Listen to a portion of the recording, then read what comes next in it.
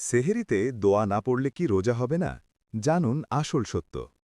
আসসালামু আলাইকুম ওয়ারাহমতুল্লাহ। প্রিয় ভাই ও বোনেরা, আমরা যখন সেহেরি খেতে বসি তখন অনেকেই মনে প্রশ্ন আসে, সেহেরি খাওয়ার সময় কি কোনো নির্দিষ্ট দোয়া পড়তে হয়? এটা কি বাধ্যতামূলক? প্রথমেই জেনে রাখুন, সেহেরি খাওয়ার জন্য কোরআন বা সহি হদিসে নির্দিষ্ট কোনো বাধ্যতামূলক দোয়া নির্ধারিত নেই। অর্থাৎ সেহেরি শুরু করার আগে বিশেষ কোনো দোয়া পড়া ফরজ বা ওয়াজিব নয়। তবে একটি গুরুত্বপূর্ণ বিষয় আছে। সেহেরি খাওয়ার মূল উদ্দেশ্য হল রোজার নিয়ত করা।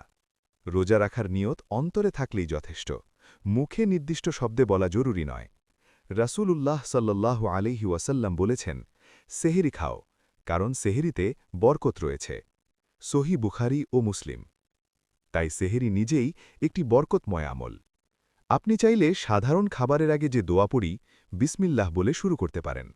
খাওয়া শেষে আলহামদুলিল্লাহ বলতে পারেন। এছাড়া এই সময়টা খুবই মূল্যবান। তাহাজ্জুদ, ইস্তেগফার, দোয়া।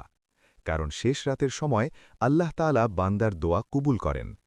তাই মনে রাখবেন, নির্দিষ্ট দোয়া বাধ্যতামূলক নয়, কিন্তু নিয়ত, ইখলাস এবং আল্লাহর স্মরণ এটাই সবচেয়ে গুরুত্বপূর্ণ।